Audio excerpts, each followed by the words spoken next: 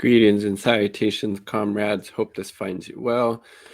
So, we know there's a lot of labor unrest here in the Imperial Core, here in the United States, with all these strikes going on, different parts of the country, different sectors, whether it's, John Deere workers who recently voted overwhelmingly to go on strike, or the coal workers in Alabama who've been on strike since March or April. We had the Nabisco workers, we have the Kellogg's workers who are currently on strike, we have healthcare workers, different parts of the country, et cetera, et cetera. But this also extends, beyond, the borders of the U.S. Was it South Africa? I think 150,000 or so metal workers going on strike. And then this article at Truth out about 500,000 workers in one day were going on strike in South Korea. I believe that was actually happening today.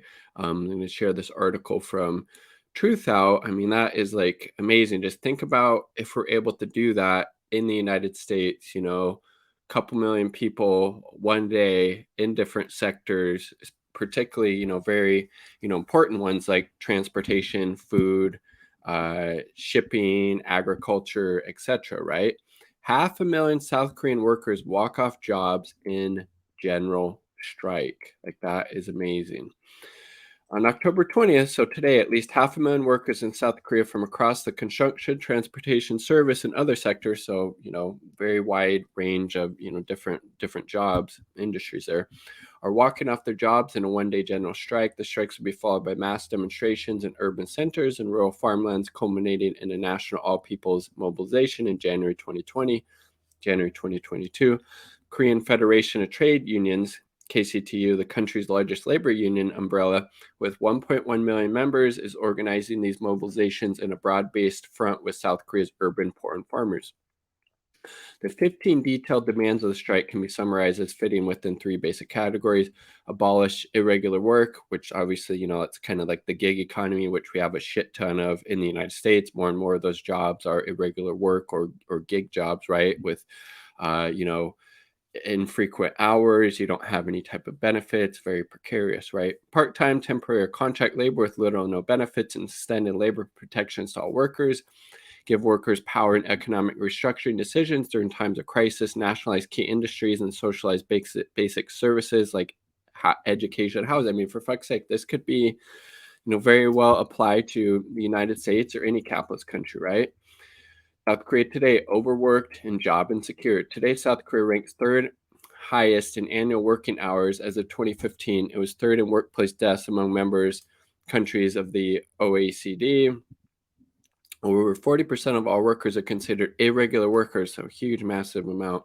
As in the US, many of these irregular workers labor in the gig economy, beholden to tech giant apps like, think of Uber, DoorDash, etc. With an economy and society dominated by corporate conglomerates known as chaebol, Korean people face increasingly bleak prospects. What is that? Squid Games, or whatever that movie is called, is based on South Korea, right?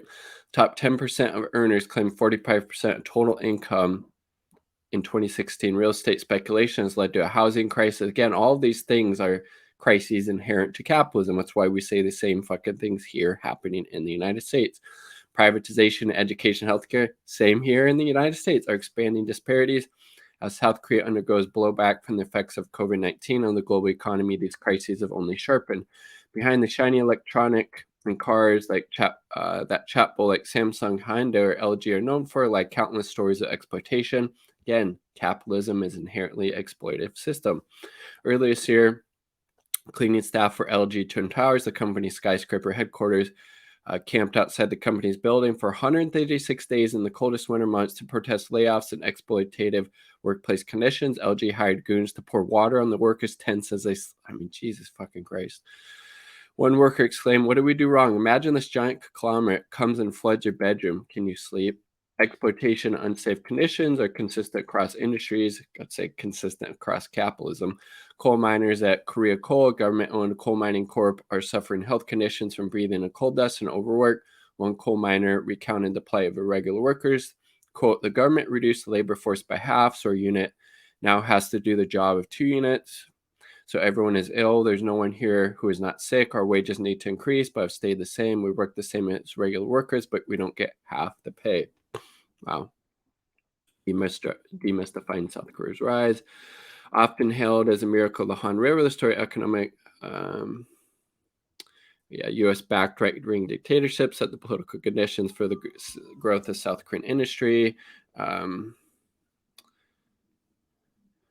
So this is just, again, people are going on strike there because they're fed up with the material conditions getting worse and worse, and getting, overworked, getting paid less, getting less benefits, while the tiny capitalist class at the top is doing very well. And again, you could see the same thing in the United States and any other country that has this capitalist mode of production. That's what capitalists do. They increase profits.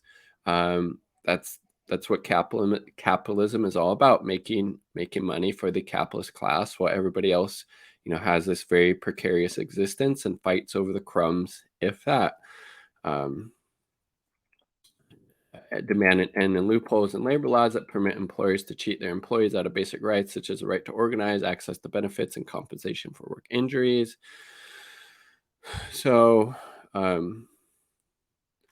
as labor struggles rock Korea and the world, this Striketober opportunities arise to build towards an international class struggle to confront the international exploitation of workers. Everywhere, the working masses are making history, demanding a different future. So it's awesome. And again, I think, people withholding their labor power, especially in mass, especially across different industries, is one of the few ways working class will be able to get concessions from the capitalist class when we actually, hurt the capitalists, where the only thing they're concerned about is profit and money and power. And this, especially if this happens, day after day, or if this increases, this builds to 1 million or 2 million people, whether it's in the United States or outside of it, we could, I think, really see some really positive things happening as a result of it. So all solidarity with these striking workers in South Korea, all solidarity with striking workers in the United States, all solidarity with the